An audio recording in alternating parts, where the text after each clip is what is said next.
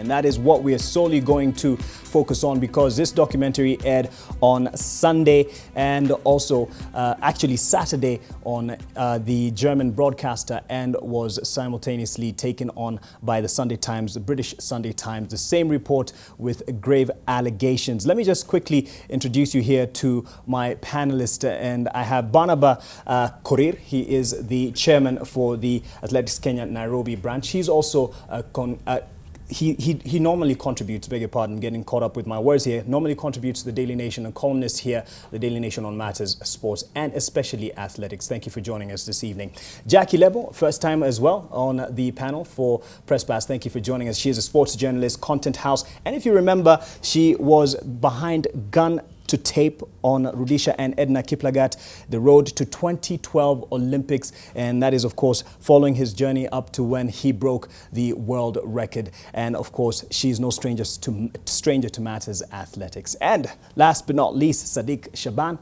He is a contributor a lot on Press Pass, but he's here to speak matters sports journalist for years. Thank you for joining us. And also joining us via Skype is Elias Makori. He is a member of the IAAF Media Commission, one of the 12 actually, and regional editor of the North Rift region for Nation Media Group. Let me just expand this here so you can be able to see him a bit more clearly. Thank you for joining us, Elias Makori. And so now that it's in context, it's not the first time that we've had such reports. In fact, 11 months ago, we had right on here on Press Pass via Skype, Hayo Sepel, to the German journalist. And in fact, Elias Makori put me in touch with him, and we tried to extend a hand here in terms of inviting him to the discussion, but there was no comment to this end. First of all, Elias, your quick responses to the latest documentary I'm sure that you've watched. What comes to mind in terms of how this particular story was timed just weeks before Rio 2016? Well, I have a lot of respect for Hayo and his work, but this particular was, raises a lot of questions. First of all, the timing, and secondly, it looks like it was hurriedly done. Some of the footage was old, from previous exposés. Right. And again, it raises a lot of ethical issues as a journalist filming, getting somebody, paying him to do things so that you can get your story. It raises serious ethical issues. And I'm looking at it with a lot of skepticism and a lot of questions, especially timing. Right. And as a member of the IAAF Media Commission, have you been able to get some responses directly from Hayo Sepel and the team that he has been working with, because he worked with a team of investigative editors and reporters? No, I haven't been able to talk to him since, the program went on air, since the article by the Times was run. But I did speak to, the owner of the camp, Peter Langerhorst, and Lorna Kiplagat. And of course, they're shocked, because if indeed, the expose was factual, realistic, number one, there are a lot of CCTV cameras on the camp. They should have looked for, the people actually dumping, the so-called EPO packs in the trash can, and, done more serious investigation. I think there's more to it than really meets the eye. Right. Let's engage the other panelists here. As chairman of AK Nairobi branch, Barnabas, what are the responses you've had, especially from the athletes, to this story? I think from the top athletes from this country, they are actually flabbergasted, because they don't believe that this thing can happen this way. In my opinion, is that if you really want to do an investigation and you want to get the people who are using the trucks, you don't do it in 1 week. You have to take an extended time, a bit of time, so that you can do proper investigation. You have to have people embedded in the training camp, so that you know exactly what is who is using what. So it's not possible that you can come here 1 week and then tell us that you have done a proper investigation to achieve that. When you say about being embedded, Jackie Lebo, you attest to this. This is not, they haven't been here just for the month that they say they investigated this story.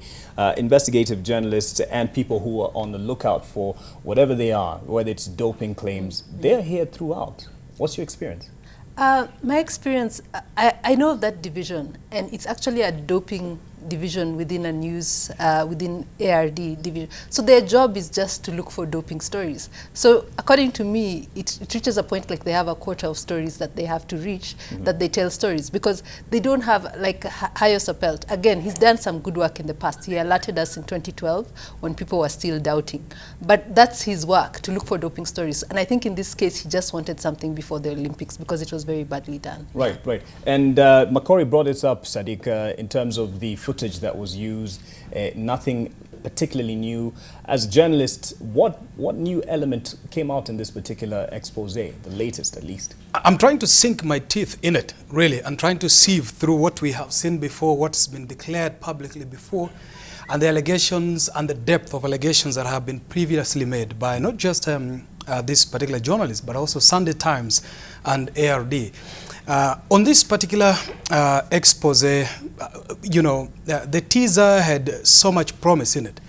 We expected more content. We expected, earthquake allegations and ground shifting, revelations. But what we got, I'm afraid, were hot-air and regurgitation of previously seen, like Makori has said, we've seen this footage. We've seen footage already and allegations of concealed cameras, people walking into doctors, pharmacists and what have you, including simulated, instances for the camera where few of nondescript and unknown athletes seem to get injections, while the camera is rolling freely, almost like a Hollywood movie of some sort. I mean, the shots are quite telling. Right. But here is quite the sad bit about this. Look, Kenya and everybody else cannot ignore that doping, in fact, is a global menace, just as much as corruption. But in telling this story, there's got to be an element of fairness, and ethics, right, and editorial consideration, that you do not obtain materials by false pretense, by introducing yourself, as a coach, as an agent. And I keep posting this thing on Twitter from time to time. I say, what is the odd of a person flying in from Europe, from America, okay, freely flying into Kenya and into the conservative town of Iten and Rift Valley, and asking athletes and identifying themselves falsely as an agent to a mostly illiterate group of runners, because we know most of our runners do not have a very good education. And we have so much content. So people would actually warm up to it, and this is where they get entrapped. And you can see elements of this coming up in denials by the hospital and even the athlete who allegedly starred in the latest revelations. Let me ask this to Jackie then, Elias. When we have its proliferation, you'd say, of such people who are investigating this particular story, whether it's doping, and I mean, it's granted, you need to find it out, it's okay. If there's doping allegations, go find out. But do you think that we have been, at least Kenya, the authority, has been a bit too lenient in allowing so many people unmonitored just to go about whatever they're doing without any close checks on what they're here to do?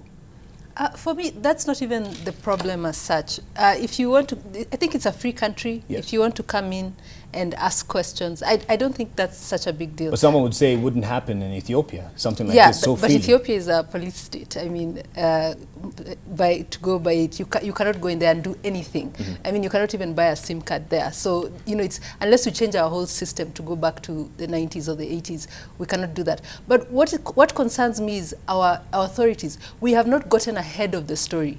Yes, we have we've passed the law. But what's the narrative? What are we doing for testing? What are we doing for education? What are we doing for investigation?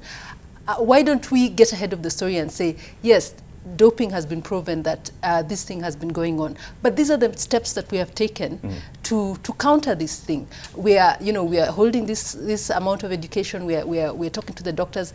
Like the last time they came, they said Eldoret is specifically a doping town. That's why there are so many doctors. And I had to explain to the German television. I had to tell them this is the second medical school in Kenya after Nairobi University, and that's why there are so many pharmacies, medics, and that kind of thing. Because the way they were reporting it on German television, it was ZDF, it wasn't ARD. It was that this whole medical industry has come to support the doping.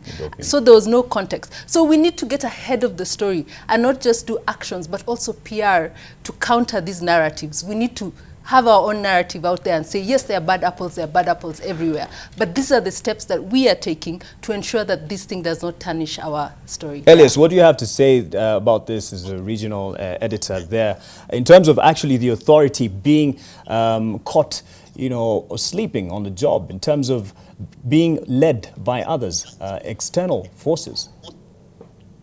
Yeah, I mean, you did mention in Ethiopia such things can't happen. Personally, I was thrown out of the national stadium in Addis Ababa by a group of coaches a few years back. They said, hey, look here, we don't want Kenyan journalists hanging around here.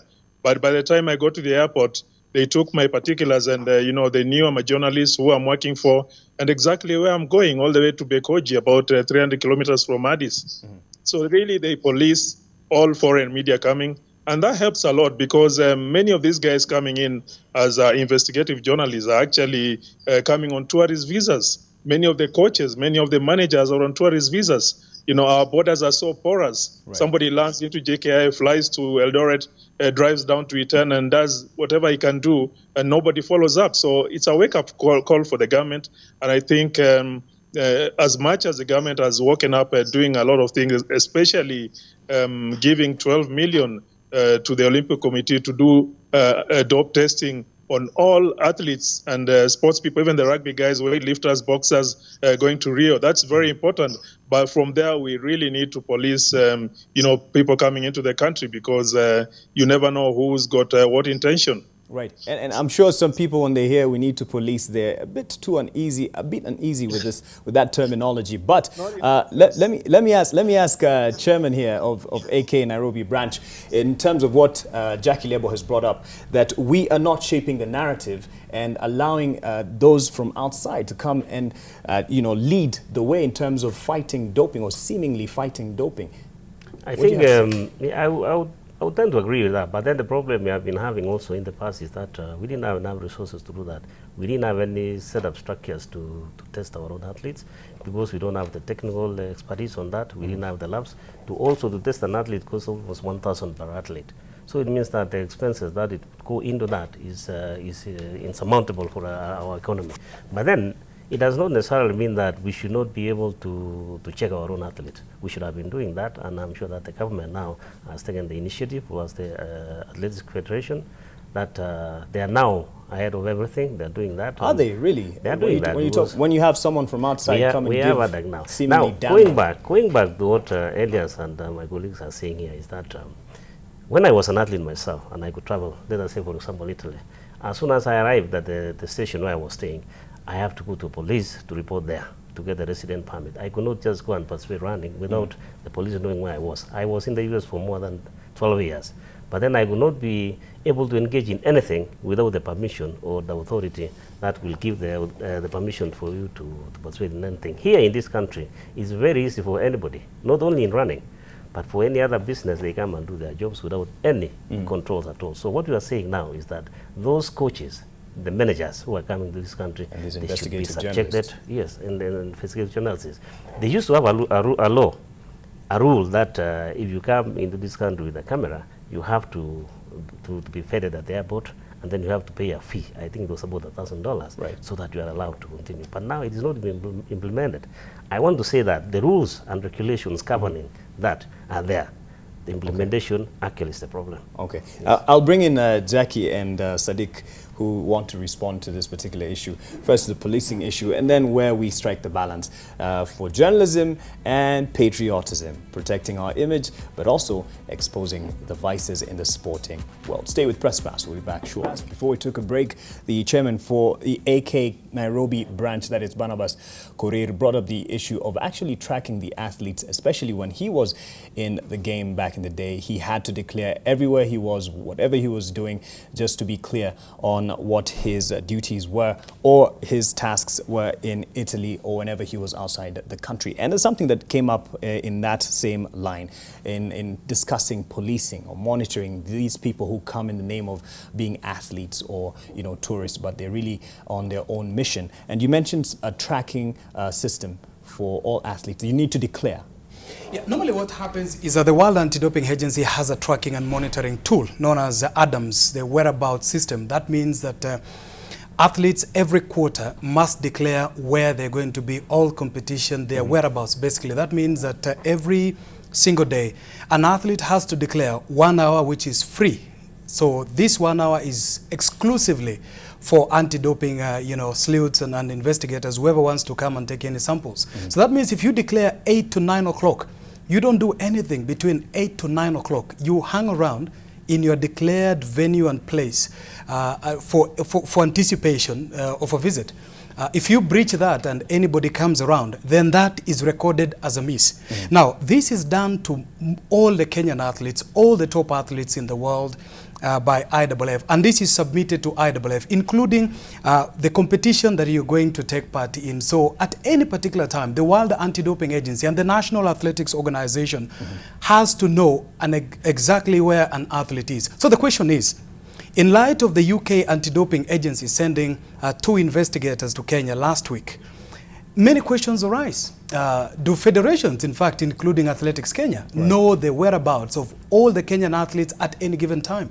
And also another question that comes in, if they do, then wouldn't there be an easy way, for example, to find out which British athletes, in fact, were allegedly at the high altitude training camp during that time of investigation? And also, now, this is also what's coming into play. Do we have honesty by athletes, in fact, to surrender and to declare this information? Or do we have some athletes who try to beat the system and, defy this kind of thing? So it's almost impossible, Mark, in today's world for, WADA or IAAF or Athletics Kenya not to know where an athlete comes, or where an athlete is. And that's why perhaps everybody will be looking to find out what it is that the 2 gentlemen from the UK anti-doping will be able to find out. Do we have some British athletes or people masquerading as British athletes came to Kenya during that time without the knowledge of the UK, British athletics? And also bringing back home. We've had these cases and we say it every day on the media. You hear of an athlete from Kenya who went to compete in Singapore and then he hasn't been paid. He wasn't paid any money. So he's stuck there. The Kenyan embassies will have to, come in and they have to write letters. So these are kind of situations that expose athletes to exploitation.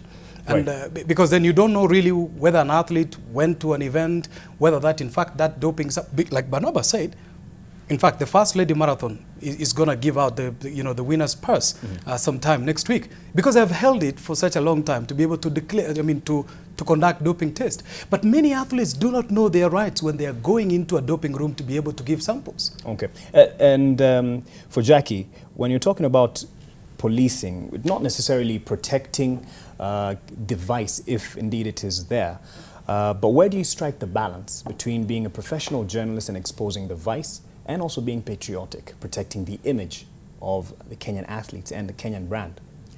For me, you have to be very truthful, because if there's a vice going on, you have to expose it. But at the same time, you can't take something that's a microcosm and then say it's widespread, which is what they've done here. They've taken very isolated cases and then they've said that this is everywhere. And to me, that's the balance that you strike. And I think we were talking before of how when Mo Farah was, when his coach Alberto Salazar was under investigation, I think the British press really kind of kept that under wraps. And even now, the doctor in the US who's under investigation in cahoots with Salazar, he's the one who gives people thyroid medication. I think it's been very much covered in a very sober way. And then when these cases come now from the Kenyan end, they're covered very sensationalistically. And what I say is that we just have to cover them in a very sober way, so that if there are problems, we solve them. But we don't have to go kind of out of the way to start screaming like, doping. Do you agree, Barnabas, that there is sensational treatment in terms of the Kenyan athletes? Because we are known to be world champions, but when there is some form of, some hint of any malpractice, then it's blown out of proportion. Yeah, I agree with that, because you must understand the performance of athletes worldwide is dominating. Yes. It's absolutely dominating. So those countries also are worried and saying that the performance of these Kenyan athletes could be or maybe being affected by certain performance enhanced drugs. But we must understand also that as Kenyans, we have a lot of people who are jealous there about performance. And it has, if you look the performance of those countries, the athletes, they've gone down, because whenever you go to a meeting, you find that from position 1 to number 10, Kenyans. So they feel that maybe there is something. So when you hear that there is an athlete who have tested positive, Then they actually chime into that to try to find out, could it be possible that the rest who are doing very well, maybe they're using something else. Right. Otherwise, Kenyan athletes have done very well. In fact, our athletes are the most tested in the world, both in competition and out of competition. And when Saddique is talking about the whereabouts program, is the program that is being used by all the Kenyans. The Athletic Federation also knows about those programs. But then the problem with that one, it covers only the top 30 athletes, the ones who are ranked in the top 30.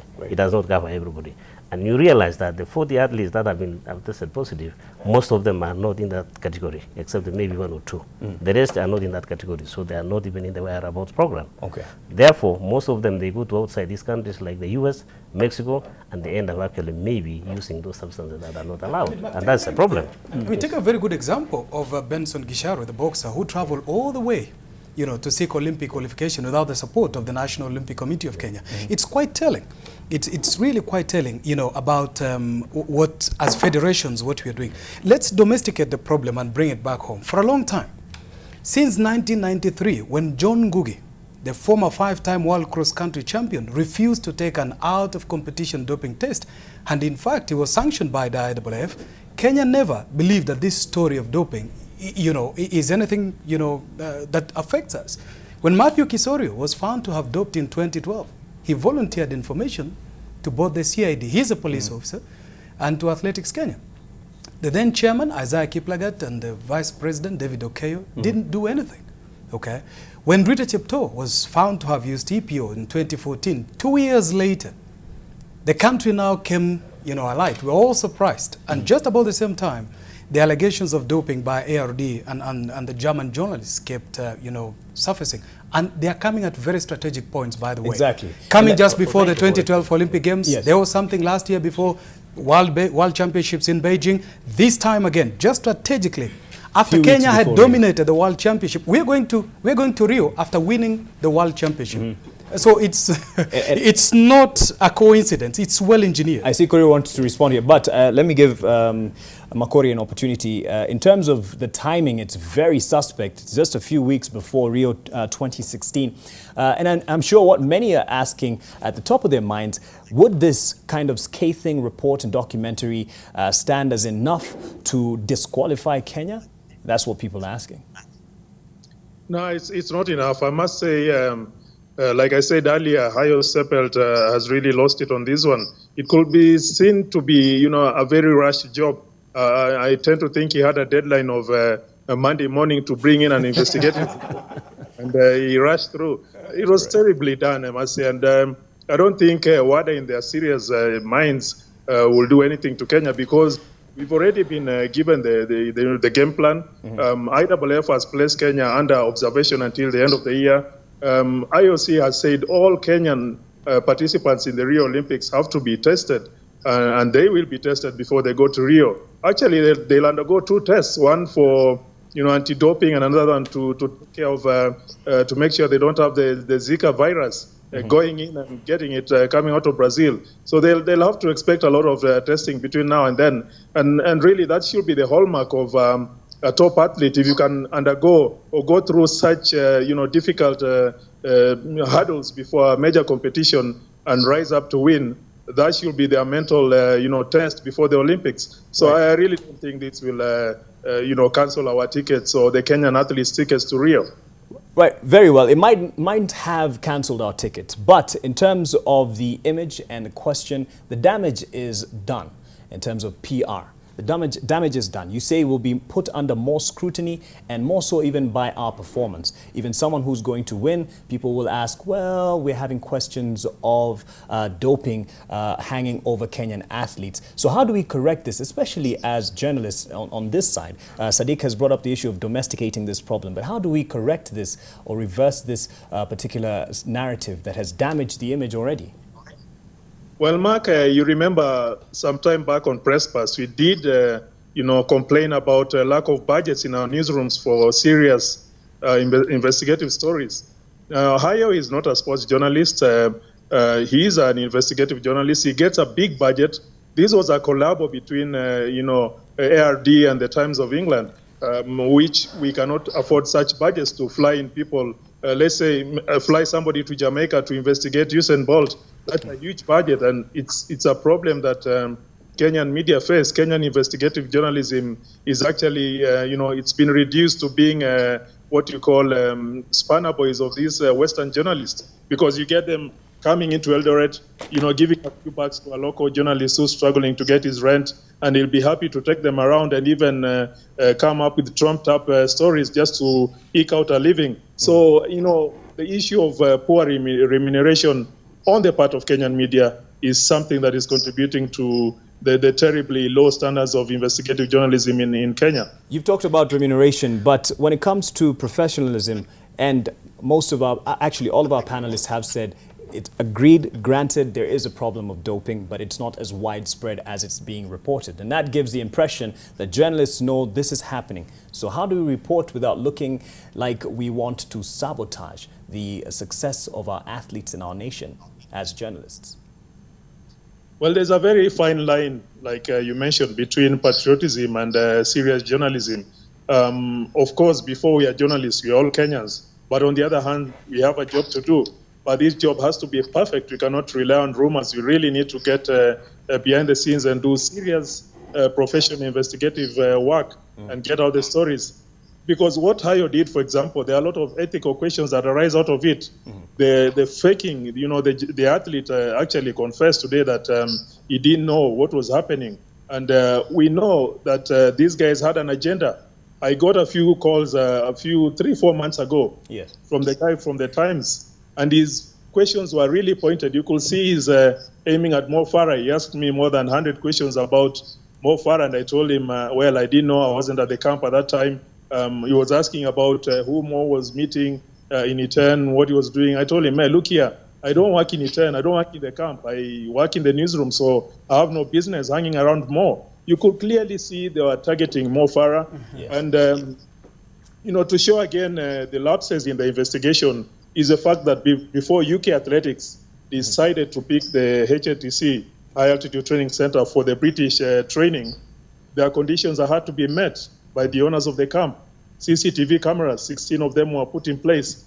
Security, they employed a G4S, including and also the regular police from the Iten police station. Right. So that area is the most policed training camp in Kenya. That I can confirm because I talked to Neil Black, who is the director of UK Athletics High Performance. They have a budget of about 1 billion for the athletics in 1 year. So you can imagine what safety nets they have in place. And if they cannot confirm beyond reasonable doubt that this doping was there, how can Hayo walk in with a fake athlete and make all these claims on the eve of the Olympics? And you remember, this weekend, Asbel Kiprop is going for the world record in the 1500 meters. They've already destabilized him mentally, and I think that's what they wanted to achieve. Yes, and Saddique wants to respond here. I'll give you a moment. But first, to the chairman of Athletics Kenya here in Nairobi, the brand and the image has already been dented or tainted. And as AK, definitely you say Kenya is being targeted as being one of the world champions, actually world champions. What are you doing to reverse this particular narrative and, try to fix this damaged brand? I think the best way for AK now and also for this country is to ensure that all the testing and controlling the way athletes are participating here is done. We have to make the world understand that we are against doping. We have to ensure that our athletes are tested, and not only for the Olympics, even after that, and to ensure that all the people who come to this country are followed. I mean, we have to make sure that we know when they come to this country what are they going to do. Yes. There are coaches also from other countries. We have our best coaches. They can, the managers can employ coaches from Kenya. We don't have to have coaches from outside the country. We don't have to have physiotherapists from outside the country. Yes. So that those are the ones now who are come to this country and then they let the information. That's a very administrative answer, and I want you to weigh in, Jackie, because I really want to hear in terms of managing this narrative. And we're part of the outlet in terms of media here in Kenya. Yeah, I think it's a three-pronged approach, like I've said. Educating the athletes themselves so that young, vulnerable man, Frederick, in Eldoret understands that, you know, you just don't go around a pharmacy like this, and you understand that there are people who are coming. So it's managing image for all the young athletes, managing just they know. For example, if you go to the RADA, which is the Regional Anti-Doping Authority, there are all these small pamphlets that you can take to a doctor very quickly. And then he can look at it and not give you, for example, oh, I cannot give you this drug, I cannot give you this drug. Things like that have just not, basic things have not been done by us. So educating the athletes? Educating the athletes. Then number 2, testing, like he said, testing in a consistent way.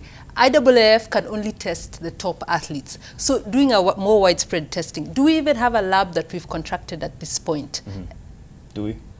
We don't have a lab because it is almost impossible to build it now. Yeah. It's very expensive. So the labs the closest lab we have is South either Africa. Qatar. No, the one in South Africa has already been closed because of the inconsistency of testing.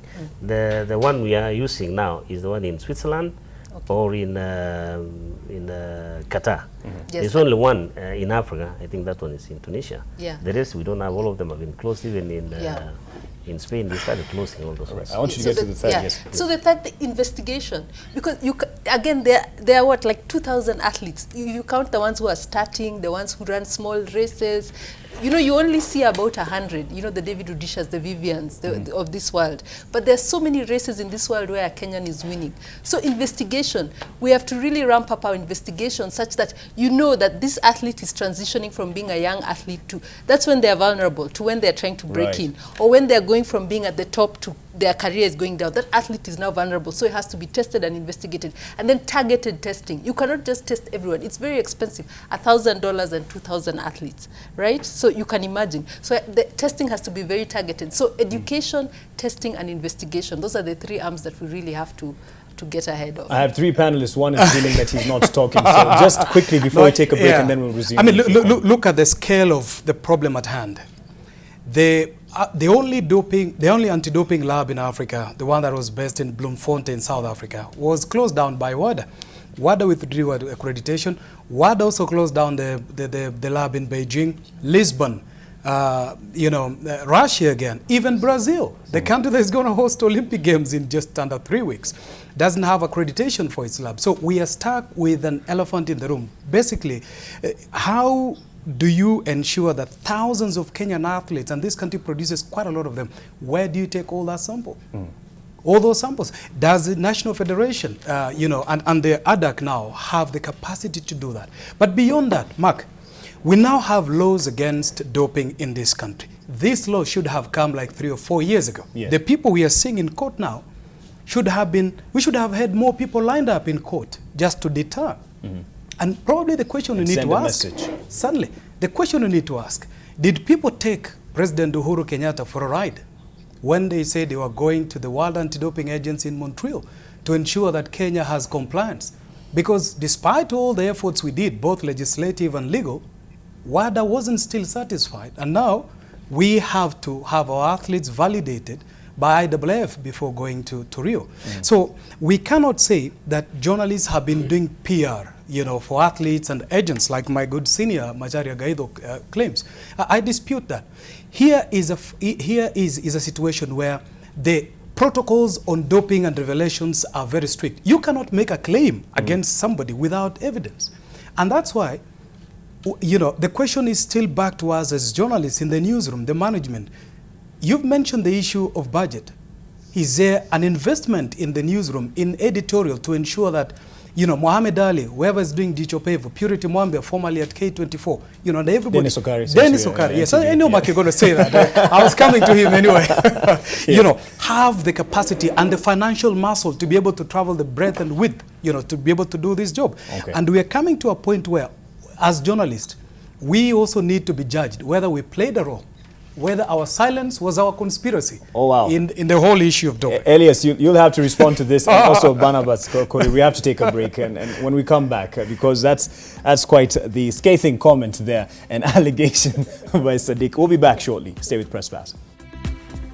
Welcome back. We are on the last lap here on Press Pass, talking about the doping story that has just been released by a German and British paper, a German broadcaster and British paper, Sunday Times, and this was over the weekend. Has some scathing allegations about doping and engaging Kenyan athletes right at the center of this particular narrative. Before we went on a break, Saddique said, Mr. Makori, that our silence as Kenyan journalists could also be part of the conspiracy to either cover it up or just have some form of complacency in terms of dealing with doping.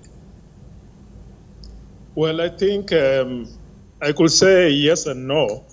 Yes, because enough hasn't been done in the Kenyan media in terms of investigating these things.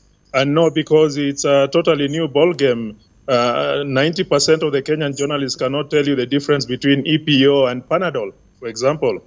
I mean, there needs to be a lot of education on the banned substances. And again, like I said, the budgets in our newsrooms are not enough to do such kind of undercover investigative journalism reports. And that's the biggest weakness, I would say, on my part, that we don't have enough financing, we don't have enough financial muscle to have these investigations done. I'm highly skeptical to tell you the kind of budgets they're dealing with. They're huge, and if you ask for such an amount in a Kenyan newsroom, you'll be told to go home. Right. That's true. And Chairman here, Barnabas Korir, you wanted to respond when Saddique was talking about our response as a nation to these cases and whether we have been prompt. Yeah, what Saddique said was that when Kisorio reported the matter after he was found to have doped, he actually brought the names and also the doctors who were involved in that.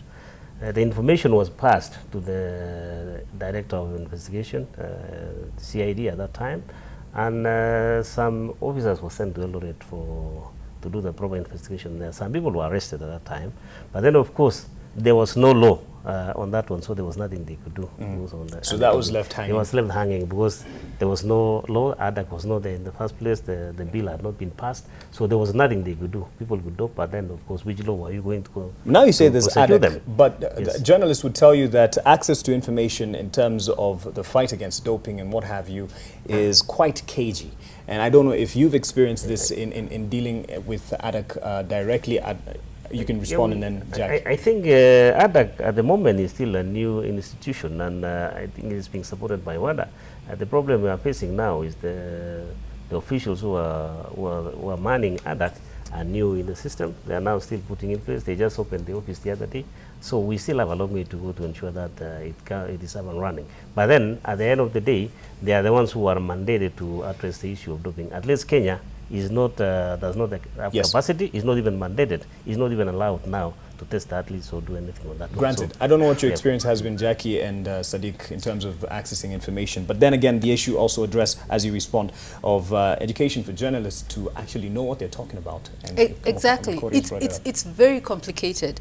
There's a whole lot of banned substances. There are new banned substances every year. They release the list in September, and then by December it's going to be banned. So all this, there's a lot of education that needs to be done just so that you can even cover the story properly, and so that you can access all these people who are in all over the world, that you can actually put together a proper and credible report. How many of our sportsmen and women at this particular point? Mark, let me bring you just up to speed. Yesterday, the Confederation of African Football banned a Congolese player for 2 years because he had doped during the the African Nation Championship, which was in Rwanda in January. In 2004, Kenyan boxer Munyasia went to Athens after chewing miraa, and he was turned back because, again, of prohibited substances. How many of our young sportsmen and women are probably smoking shisha, are probably, taking things that probably they feel is not prohibited? By the way, just as much as an inhaler used without declaration in advance could constitute, anti-doping rule violation. So these things are very strict. The question we need to ask ourselves is that how can technology help us at this particular point? We have so many applications, WhatsApp and what have you, that keeps people in communication. Yes. What if Athletics Kenya, the ADAC, would be able to put all our Kenyan athletes, probably just open a group on Telegram and just put all us, some of our athletes there. They are tech savvy. throw in those information there. Have an SMS line where an athlete would be able to find out, you know, I mean, look at sports betting. Everybody is having information on fingertips. Is it time that Kenya now use technology to be able to educate our athletes? We've seen seminars every year in Eldoret, what have you, you know, corporates coming in.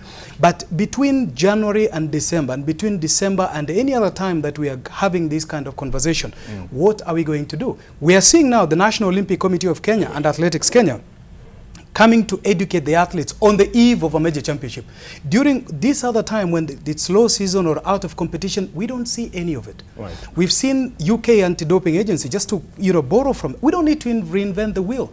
We need to educate our athletes because ignorance is no defense in law. And Right. Kenyan athletes have cited ignorance to their own detrimental. That's true. And Makori, again, the issue of education, and you've said budget is really the underlying factor here in terms of really equipping the journalists. But there are ways that these journalists, especially on the sporting desks, that can be educated to at least equip them better to know what to look out for. Yeah, I mean, it needs a lot of commitment on the part of the journalists because it needs a lot of reading, a lot of research, and a lot of knowledge into these, you know, issues of WADA, the banned substances, and especially the new law. I've not seen anybody, you know, talking or dissecting the new law on anti-doping, and that's actually the beginning of the problem that we have.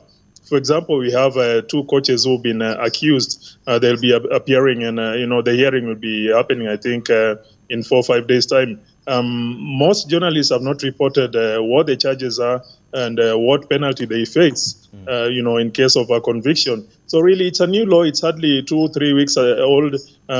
Journalists need to know it, and also the Kenyan lawyers. We don't have lawyers who specialize in sports law. And that's another problem that we have. All these narratives are, you know, being thrown right, left, and center, and nobody's really tackling the issues head on because of we are operating from an uninformed point of view, and you mentioned there something. I don't know if this is something that's tested. 90% at least of the journalists don't quite know the substances that, you know, are banned. You still stand by that comment? Yeah, I stand by that. In fact, if you bring in a sample of EPO and bring in, you know, let's say Panadol and ask a journalist, 90% will not know the difference. Will not know what is EPO. What does it help? Right. You know, people think it's a condemned drug, but actually in hospitals it's used every day for medicinal purposes. But athletes use it to boost their blood, and especially the endurance athletes, and that's why it's banned in sport, but it's not banned in hospitals, and that's the biggest problem. People don't know the difference between you know, pills and injectables, and that's one serious issue that needs to be looked into: education of athletes and media. A lot of work in to that end. Now, to the last concern that I have here in terms of addressing it practically as journalists and also stakeholders, and I'll start with you, Chairman of AK, in terms of the brand Twende Rio. It's a few weeks to Rio 2016, and you can imagine that what this kind of expose deals mentally to the athletes. You know, what are the recommendations in terms of moving forward to really boost the confidence in the brand Twende Rio? I think we have to start, first of all, because the most affected people are the athletes.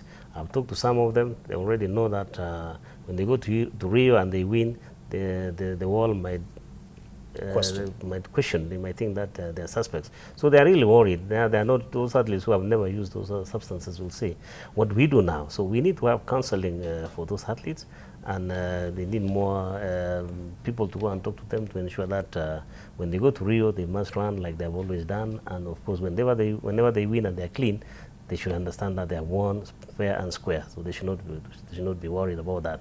Otherwise, at the moment, it is a little bit they are at the age now because they are worried now, because the world is looking at them and saying maybe Aspel or whoever is running Game Boy, they believe that they are really winning fairly. Right. So those are the issues that should really be concerning the administrators and also of the country as a whole. And I think we should address them now as a nation to tell them that, you know, whatever is happening now is as a result of just a few people, not necessarily those who have done very well, and to make sure that they continue training and preparing, and that the country is behind them. Well, there's an example here in terms of stories that can be done ahead of Rio 2016. You did gun to tape, and you can explain how much, you know, it helped in terms of, you know, giving people an understanding of what Rudisha went through before he even broke the record. You know, most of the time we see them or discover them when they've broken a record, and now they become a household name. What's your recommendation for especially the journalists who are now covering this issue in terms of building Twende Rio, the brand, and the Kenya's you know, confidence in terms of the athletes? Yeah, I think just telling the stories the way they are. There are a lot of athletes who are speaking out against doping. People, especially like Asbel Kiprop, is very vocal, and just covering those stories so that people can understand they're athletes who run clean. And for example, stories like gun to tape. David Rudisha watched it just before he went to the Olympics, and I would like to believe that it contributed to him breaking that record. And just briefly, what it was. So basically, we followed him for almost 18 months. Before the Olympics. So how they trained, even when Adidas sent him the shoes, you know, he was trying on the shoes. So, and that will be available on the internet just before the Olympics for all Kenyans to watch. So we followed him all that time. So you can actually see how much sweat equity goes into this medal, and you understand that it's not just those, you know, 100 seconds that, you know, he beat that record, and it's actually somebody has put their life into it. And that's why this doping is so painful when you're running as a clean athlete. So that's why I think to encourage people and to understand exactly what goes into it, and to actually enforce the law so that, you know, the bad apples are weeded out, so that the good people can run clean, and we can support them as a nation, and we can return our pride, because these people, they're the ones who really, if you go out there, Kenya is known for athletics, so we really need to protect and support these people. Towards Macharia Gaitho, you say he's said that many journalists do PR, and definitely would be accused of doing PR by just doing stories that are building the confidence and boosting the confidence of team, athletics team, in you know, heading to Rio, Twende Rio. Where do we strike that balance? Yeah, those claims of doing PR, by the way, came when Mr. Isaiah Kiplagat and David Okeyo were suspended from Athletics Kenya. And also the former CEO Isaac Mwangi was also suspended by IAAF, you know, and they've had their appeals just rejected by the IAAF Ethics Board just last week. And it all, you know, the involvement was also around doping. So, I mean, Athletics Kenya is on a transition. We have athletics officials who are, in fact, you know, out because of suspicion. 40 Kenyan athletes, in fact, are out. So Kenya is on a transition. We just have new laws on doping, and it's actually, many people are saying it's now taking effect by virtue of, you know, prosecution that are being seen. But here's the deal. During this year's Rio Olympic Games, you know, doping will take many dimensions. By the way, even horses dope. Right. We saw some horses that were turned back during the London 2012. At this year's Tour de France, there were allegations that, in fact, bicycles are now doping. They are now using mechanical doping. So doping, just like crime, is evolving. The question is, are we as fast catching up and keeping up with the evolving nature of doping? This country going forward, certainly there will be a lot of focus on Kenya, and rightfully so, because everybody wants to be associated with something that is good, winning. The inherent winning pedigree of Kenyans, I believe, is still there. The question is, how do we manage? Mark, I'm disappointed not to see, you know, Brand Kenya at this particular point owning these athletes. We are letting corporates, you know, fundraising through the athletes. I haven't seen yet. We're going to hear perhaps in Rio, Kenya House, and you know, such kind of events. We should make sure that look, Mark, I was recently in Cameroon, and I saw a lot of, you know, ownership of some of their top footballers who are going to play in the Africa Cup of Nations. You see billboards and what have you. We don't see that, and it's an Olympic year. Okay, so in terms of owning the brand Kenya, that is not the corporate, but, you know, the talent and, you know, the winning pedigree of Kenyans. We still haven't done that. And it's going to take more than journalism writing stories of exposing or praising athletes. It's going to take more than nations splashing the winners of Rio Olympic Games on the front page. 1, 2, 3 and running articles. It's going to take much more than TV articles. It's going to take everybody to be able to play their part. It's going to take the athletes to do due diligence, make sure they know what is right and what they cannot take. It's going to take police, you know, because now it's a crime. You cannot tell me now doping should be left to people of anti-narcotics. Authorities? Yeah, so we will expect in future that an ordinary policeman perhaps should have knowledge of anything that is related to doping, because now it's been criminalized. Yes. So there's going to be quite a lot of, you know, learning and knowledge that need to be impacted throughout this year. But the question that, Mark, I'd like to leave everybody with now here is, how much dent has Kenya taken on this issue of doping? And our athletes in a good mental condition, as much as they're doing physical preparation, are they in good condition to be able to replicate their Beijing 2015 success? Well, that's something for people to see. Now, Elias Makori, I want you to have a last say here. There's the issue of, you know, there's the dent, it's already there. The image has already been tainted. But there's also the responsibility of journalists, because this is about journalists squarely, to really put out a positive image of Kenya to the world, and that especially comes when we have our athletes, you know, flying our flags high in the on the international scene. How do we balance that, and also being professional enough to call out the vices that are going on moving forward? Well, it's a very delicate balancing act, but it's something that has to be done. A good example, look at Wimbledon when Andy Murray won. The British papers, how they're covering him, and all over acres and acres of space. The same as the Portuguese papers. If you look at the Portuguese papers today, they'll be all over, you know, Cristiano winning the Euro and so on. So athletics, you know, news is not all about always doom and gloom. It's good to have the feel-good stories. Very important to inspire the young athletes by telling positive stories about what, you know, the top achievers are doing.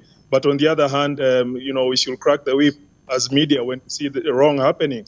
And again, I must say, what is happening is not strange to me. I'm not surprised because, you know, winning the World Championships in Beijing, for the first time Kenya was on top of the world. Not everybody is happy, and that's why they're trying to look for, you know, ways to sink Kenya before the Olympics.